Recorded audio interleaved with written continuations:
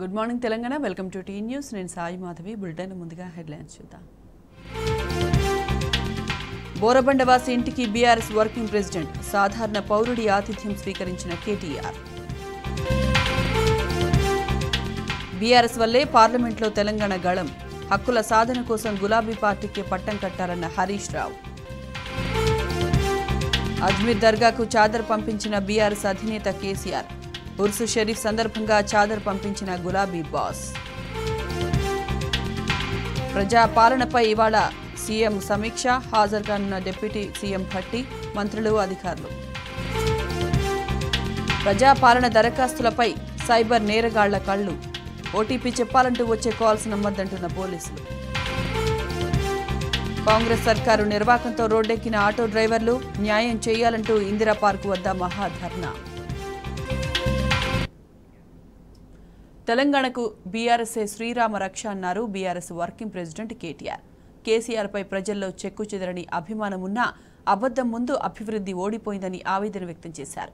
ఇప్పుడు రాష్ట్రంలోని కొన్ని శక్తులు తెలంగాణ అనే పదాన్ని చెరిపేసే కుట్ర చేస్తున్నారని మండిపడ్డ ఆయన అలాంటి శక్తుల పట్ల అప్రమత్తంగా ఉండాలని ప్రజలను హెచ్చరించారు.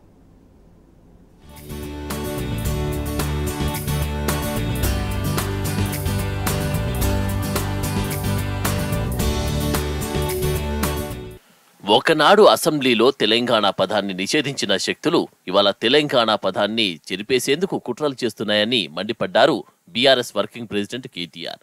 అటువంటి శక్తుల పట్ల అప్రమత్తంగా ఉండాలని ఆయన ప్రజలకు సూచించారు. నిజం గడప దాటేలోపే అబద్ధం ఊరంతా తిరిగొచ్చినట్టు కేసీఆర్ నాయకత్వంలో జరిగిన అభివృద్ధి కాంగ్రెస్ చేసిన అబద్ధపు అసత్య ప్రచారాలతో ఓడిపోయిందని అన్నారు. ప్రజల్లో కేసీఆర్ పట్ల చెక్కు చెదరని అభిమానం పదిలంగా ఉందని గుర్తుకు చేశారు. ఆదివారం తెలంగాణ భవన్లో బీఆర్ఎస్ పార్టీ జహీరాబాద్ లోక్సభ నియోజకవర్గ సన్నాహక సమావేశంలో పాల్గొన్న కేటీఆర్ ఓటమి నుంచి పాఠాలు నేర్చుకుని తిరిగి ప్రజల అభిమానాన్ని పొందుదామని ధీమా వ్యక్తం చేశారు. కార్యకర్తలు, నాయకులు 2001 నుంచి ఇప్పటిదాకా పార్టీ కోసం అహర్నిశలు పనిచేశారని కొనియాడారు. చిన్న చిన్న పొరపాట్ల వల్ల అధికారం కోల్పోయామని, అధికారం రానంత మాత్రాన నిరుత్సాహపడాల్సిన పనిలేదని చెప్పారు.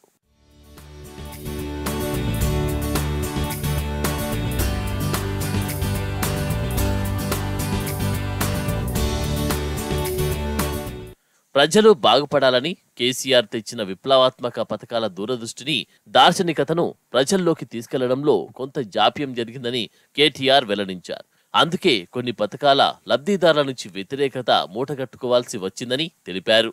ప్రజలు కేంద్రంగా పాలన సాగించాలని ఆలోచనతో పార్టీ సంస్థాగత నిర్మాణంపై దృష్టి పెట్టలేకపోయామని చెప్పారు. 1985 నుంచి 1989 మధ్య ఎన్టీఆర్ అనేక మంచి పథకాలు తెచ్చినా ఆ తర్వాత జరిగిన ఎన్నికల్లో ఓడిపోయారని గుర్తుకు చేశారు. 1989లో ఓడిపోయిన టీడీపీ ఆ తర్వాత మొదటి విడతలో జరిగిన 21 ఎంపీ సీట్ల ఎన్నికల్లో 19 గెలిచిందని తెలిపారు. అలాగే 2009 ఎన్నికల్లో బీఆర్ఎస్ కు అనుకున్న స్థాయిలో ఫలితాలు రాకపోవడంతో తెలంగాణ పని అయిపోయిందని అందరూ భావించారని, కానీ 6 నెలల్లోనే పరిస్థితి అంతా తారుమారైందని స్పష్టం చేశారు. ఇప్పుడు అసెంబ్లీ ఎన్నికల్లో బీఆర్ఎస్ పార్టీకి ఇచ్చిన సీట్ల సంఖ్య తక్కువేం కాదని, 3/1 వంతు గెలిచామన్న కేటీఆర్ జహీరాబాద్ పార్లమెంటు నియోజకవర్గంలో కాంగ్రెస్ పార్టీకి బీఆర్ఎస్ కన్నా 18,000 ఓట్ల ఆధిక్యమే ఉందని తెలిపారు.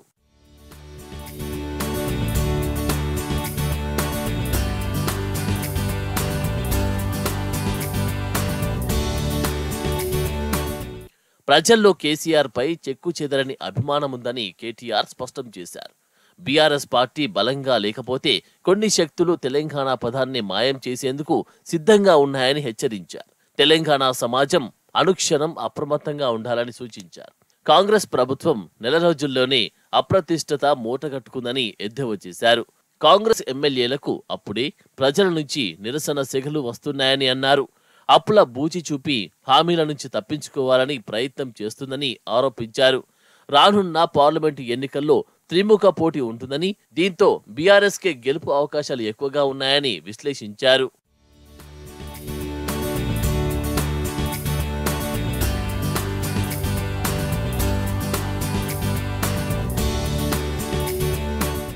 ఇక అసెంబ్లీ ఎన్నికల్లో సిట్టింగులను మార్చి ఉంటే బాగుండేదనే అభిప్రాయం బలంగా ఉన్న అనివార్య కారణాల వల్ల ఆ పని చేయలేకపోయామని చెప్పారు బీఆర్ఎస్ వర్కింగ్ ప్రెసిడెంట్ కేటీఆర్. వచ్చే పార్లమెంటు ఎన్నికల్లో అలాంటి పొరపాట్లు జరగనివ్వబోమని తెలిపారు. కాంగ్రెస్ పార్టీ ఇచ్చిన 420 హామీలను ప్రజల్లోకి విస్తృతంగా తీసుకెళ్లాలని బీఆర్ఎస్ శ్రేణులకు దిశానిర్దేశం చేశారు. జిల్లాల సంఖ్య తగ్గిస్తామన్న సీఎం రేవంత్ రెడ్డి ప్రకటన అనాలోచితమైందని విమర్శించారు. అలా చేస్తే ప్రజల పక్షాన నిలబడతాను అని పార్టీ నేతలకు కేటీఆర్ పిలుపునిచ్చారు.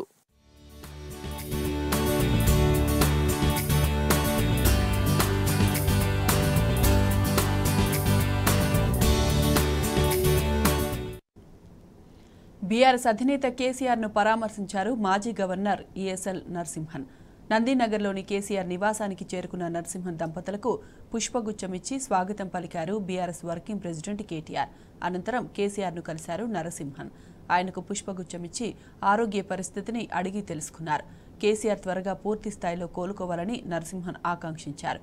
కేసీఆర్ సతీమణి శోభమ్మ సహా ఇతర కుటుంబ సభ్యులతో నరసింహన్ దంపతులు ఇష్టాగోష్ఠి జరిపారు. నూతన రాష్ట్రంలో జరిగిన అభివృద్ధి, గవర్నర్ హోదాలో నాడు నరసింహన్ అందించిన సంపూర్ణ సహకారం ఈ సందర్భంగా చర్చకు వచ్చింది. వారి సహకారానికి తెలంగాణ తొలి ముఖ్యమంత్రిగా కేసీఆర్ మరోసారి ధన్యవాదాలు తెలిపారు. తమ నివాసానికి వచ్చిన అతిథులను కేసీఆర్ దంపతులు నిండు మనసుతో సత్కరించారు. వారికి పట్టు వస్త్రాలు సమర్పించి సంప్రదాయ పద్ధతిలో అతిథి మర్యాదలు చేశారు. కేసీఆర్ దంపతులు చూపించిన ప్రేమాభిమానులకు వారు అభినందనలు తెలిపారు. మాజీ గవర్నర్ నరసింహన్ దంపతుల రాక సందర్భంగా మాజీ మంత్రులు వేముల ప్రశాంత్ రెడ్డి, శ్రీనివాస్ గౌడ్, కొప్పుల ఈశ్వర్, ఎంపీ జోగిన్పల్లి సంతోష్ కుమార్ తదితరులు ఉన్నారు.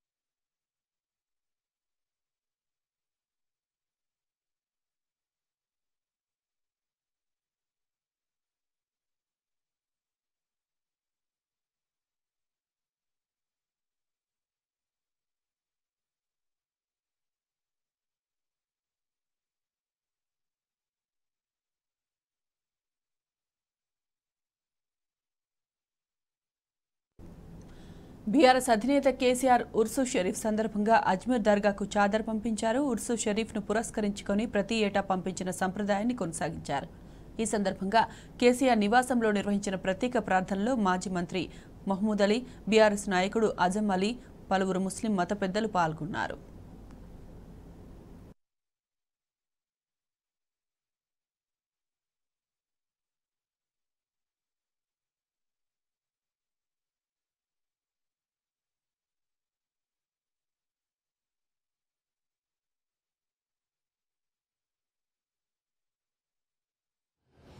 हर साल बराबर हमारे पार्टी कायद के चंद्रशेखर राव साहब तेलंगाना मूवमेंट में भी हमेशा अजमेर शरीफ खिलाफ भिजाया करते थे।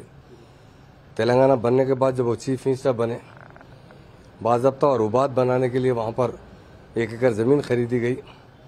किसी वजह से वहाँ की हुकूमत की सपोर्ट नहीं होने की वजह से काम रुका है, वो जल्द हो जाएगा।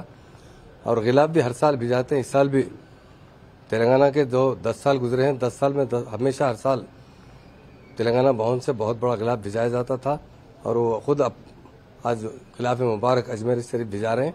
इंशाल्लाह आइंदा हफ्ते में वहाँ पर उर्स है, वो गिलाफ वहाँ पर पेश किया जाएगा और उस दरगाह शरीफ से जो भी लोग वहाँ ज़ियारत करते हैं, जो भी मन्नत करते हैं पूरी होती है। हमने तेलंगाना के लिए भी वहाँ मन्नत की थी। गंगा जमुना బీఆర్ఎస్ అధినేత కేసీఆర్ కోలుకుంటున్నారు. తుంటి ఎముక చికిత్స తర్వాత విశ్రాంతి తీసుకుంటున్న కేసీఆర్ ఆరోగ్యం క్రమంగా కుదుటపడుతోంది. దీంతో కేసీఆర్ ఫోటోను సామాజిక మాధ్యమం ఎక్స్లో పోస్ట్ చేశారు ఎంపీ సంతోష్ కుమార్. ఆ ఫోటోకు the leader is back ready to make waves అంటూ క్యాప్షన్ ఇచ్చారు. అంతేకాదు లీడర్షిప్ రివైవ్డ్ అనే హ్యాష్ట్యాగ్ జత చేశారు.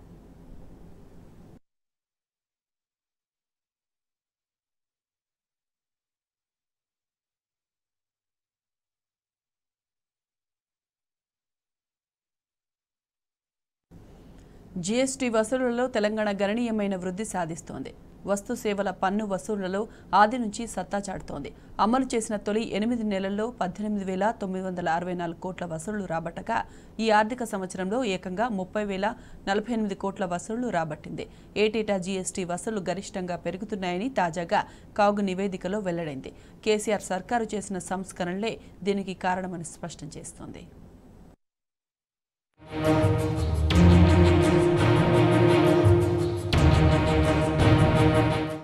రాష్ట్రంలో వస్తు సేవల పన్ను వసూలు ఏటేటా గణనీయంగా వృద్ధి చెందుతున్నాయి. జీఎస్టీ అమల్లోకి వచ్చిన 2018-19 ఆర్థిక సంవత్సరంలోని తొలి 8 నెలల్లో 18,964 కోట్ల వసూలు రాబట్టిన రాష్ట్రం ప్రస్తుత ఆర్థిక సంవత్సరంలోని ఇదే కాలంలో దాదాపు 30,048 కోట్ల వసూలు సాధించినట్టు తాజా నివేదికలో కంప్ట్రోలర్ అండ్ ఆడిటర్ జనరల్ వెల్లడించింది. అంటే గత 6 ఏళ్లలో ఈ వసూళ్లు ఏకంగా 11,084 కోట్లు వసూలు చేసినట్టు లెక్క. తెలంగాణ ప్రత్యేక రాష్ట్రం ఏర్పాటైన తర్వాత ఉద్యమ నేత కేసీఆర్ నేతృత్వంలో ప్రజలు ఆర్థిక శక్తిగా ఎదగడమే ఇందుకు కారణం. బీఆర్ఎస్ ప్రభుత్వ సంస్కరణలతో తెలంగాణ సర్వతోముఖాభివృద్ధిని సాధించడంతో రాష్ట్ర ప్రజల ఆదాయం, కొనుగోలు శక్తి గణనీయంగా పెరిగింది. కేంద్ర ప్రభుత్వం సహకరించకపోయినా ఎన్నో రంగాల్లో రాష్ట్రం స్వయం సమృద్ధి సాధించింది. దీంతో ఆది నుంచే జీఎస్టీ వసూళ్లలో సత్తా చాటుతున్న రాష్ట్రం కోవిడ్ సంక్షోభ సమయంలోనూ వెనుకంజ వేయలేదు.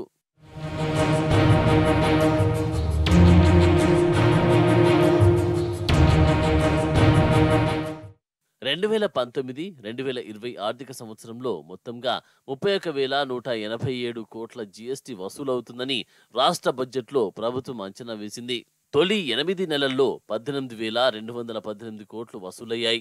కానీ 2020-21లో జీఎస్టీ వసూలు స్వల్పంగా తగ్గడంతో ఆ తర్వాత నుంచి మరింత జోరు పెంచిన తెలంగాణ 2021-22 ఆర్థిక సంవత్సరంలోని తొలి 8 నెలల్లో 20,859 కోట్లు, 2022-23లో నవంబర్ వరకు 27,284 కోట్ల జీఎస్టీ వసూలు చేసింది.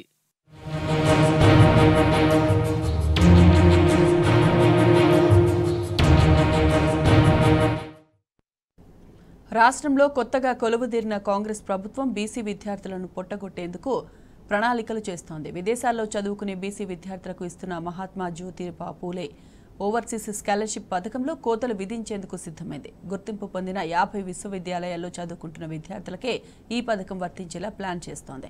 ఈ మేరకు మార్గదర్శకాల్లో మార్పులు చేసేలా మంత్రి పొన్నం ప్రభాకర్ అధికారులకు ఆదేశాలు జారీ చేశారు.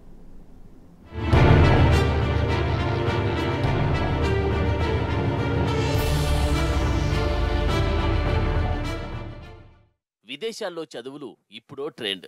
ఫారిన్ ఎడ్యుకేషన్ అంటేనే విద్యార్థులు ఊహాలోకంలో తేలియాడుతుంటారు. ముందు ఏదో ఓ కోర్సులో చేరాలి, కోర్సు పూర్తి కాగానే మంచి ఉద్యోగం కొట్టేయాలి.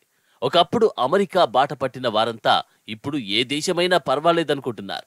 విదేశాల్లో చదువుకోవాలనుకునే వారి కోసం బీఆర్ఎస్ సర్కార్ మహాత్మా జ్యోతిబా పూలే ఓవర్సీస్ స్కాలర్షిప్ పథకాన్ని అమల్లోకి తెచ్చింది. అయితే మహాత్మా గాంధీ జ్యోతిబా పూలే ఓవర్సీస్ స్కాలర్షిప్ పథకంలో మార్పులు చేయాలని ప్రభుత్వం దృష్టి పెట్టింది. బీఆర్ఎస్ ప్రభుత్వం అమల్లోకి తెచ్చిన ఈ పథకం మార్గదర్శకాలను మార్చేందుకు ప్రభుత్వం సమాయత్తమవుతున్నట్లు సమాచారం.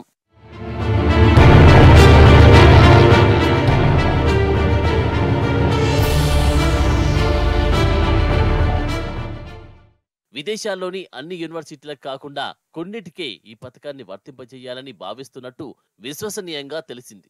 ఈ ఫలానా వర్సిటీ అన్న తేడా లేకుండా ఎక్కడా సీటు వచ్చినా ఇప్పటి వరకు ఈ పథకం వర్తిస్తున్నది. ఇకపై ఎంపిక చేసిన టాప్ 50 వర్సిటీల్లో సీట్లు వచ్చిన వారికి మాత్రమే ఈ పథకం కింద ఓవర్సీస్ స్కాలర్షిప్స్ ఇవ్వాలని అధికారులకు బీసీ సంక్షేమ శాఖ మంత్రి పొన్నం ప్రభాకర్ ఆదేశించినట్టు సమాచారం.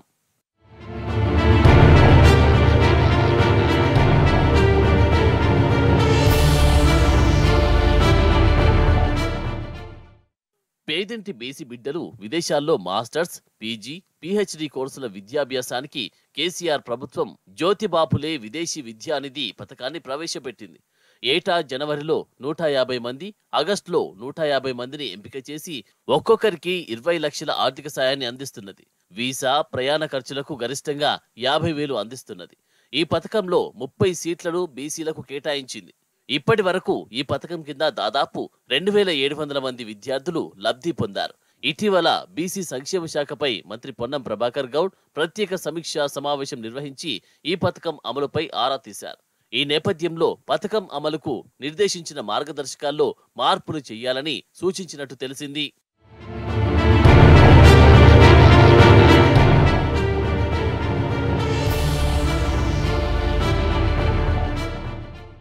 ప్రస్తుతం తల్లిదండ్రుల వార్షిక ఆదాయం 5 లక్షల్లోపు ఉన్నవారికే ఈ పథకం చెందేలా ప్రణాళికలు చేస్తున్నారు. అకాడమిక్ మార్కులకు 60%, జీమ్యాట్ లేదా జీఆర్లో 20%, టోఫెల్, ఐలెట్స్, పీటీఈ పరీక్షల్లో వచ్చిన మార్కులకు 20% వెయిటేజ్ ఇచ్చి ఆ మెరిట్ ఆధారంగా అర్హుల జాబితా సిద్ధం చేస్తున్నారు. అనంతరం సంబంధిత విభాగం అధికారులతో పాటు ఉన్నత సాంకేతిక విద్య జేఎన్టీయూకి చెందిన సభ్యులతో ఏర్పాటైన స్టేట్ లెవెల్ స్క్రీనింగ్ కమిటీకి ఆ జాబితాను పంపి అర్హులను ఎంపిక చేస్తున్నారు.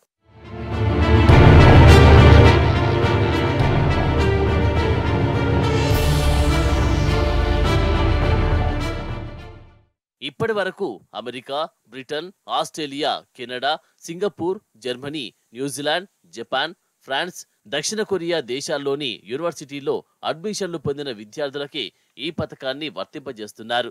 అయితే ఎక్కువగా అమెరికాలోని Florida university, Texas university, Michigan technologies university, Minnesota university, కెనడాలోని కాంకోటియా తదితర యూనివర్సిటీలో అడ్మిషన్లు పొందుతున్నారు. ఇకపై అన్ని యూనివర్సిటీల్లో అడ్మిషన్లు పొందిన వారికి కాకుండా విదేశాల్లోని టాప్ 50 యూనివర్సిటీల్లో చేరిన వారికే బీసీ ఓవర్సీస్ పథకాన్ని వర్తింపజేసేలా నిబంధనలు రూపొందించాలని మంత్రి పొన్నం ప్రభాకర్ ఆదేశాలు జారీ చేశారు.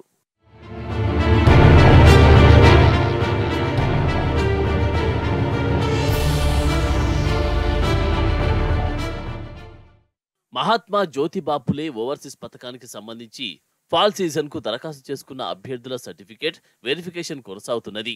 ఫాల్ సీజన్ కు ఈ ఏడాది 2,665 మంది దరఖాస్తు చేసుకున్నారు. అందులో 2,023 మంది బీసీ కులాలకు చెందినవారు కాగా 642 మంది ఈబీసీ విద్యార్థులున్నారు. సర్టిఫికేట్ల వెరిఫికేషన్లు డిసెంబర్ 15 నుంచి ప్రారంభించారు. జనవరి 23 వరకు ఇది కొనసాగనున్నది. అయితే పథకం మార్గదర్శకాల్లో మార్పులు చేస్తే ఆ కొత్త నిబంధనలను ఈ ఫాల్ సీజన్ నుంచి అమలు చేస్తారా, వచ్చే ఏడాది నుంచి అమలు చేస్తారా అన్న విషయంపై ఇంకా స్పష్టత రావాల్సి ఉన్నది.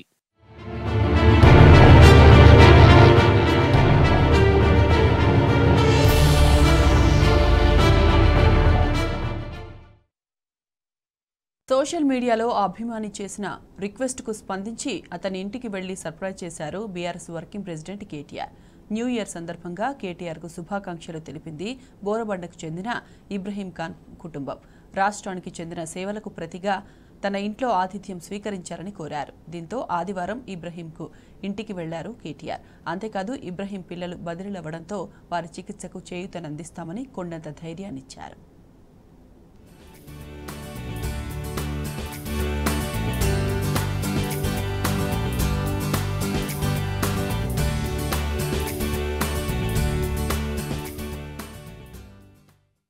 హైదరాబాద్ బోరబండకు చెందిన ఇబ్రహీం ఇంట్లో బీఆర్ఎస్ వర్కింగ్ ప్రెసిడెంట్ కేటీఆర్ ఆతిథ్యం స్వీకరించారు.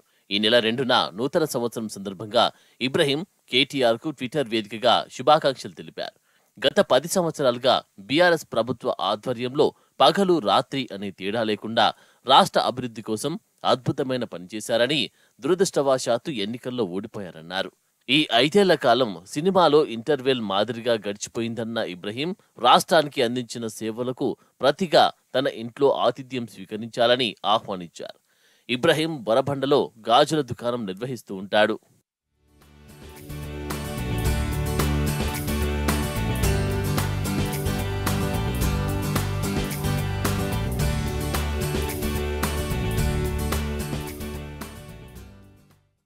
నూతన సంవత్సరం సందర్భంగా శుభాకాంక్షలు తెలిపిన ఇబ్రహీంకు ధన్యవాదాలు తెలిపిన కేటీఆర్ విందుకు వస్తాను అని హామీ ఇచ్చారు.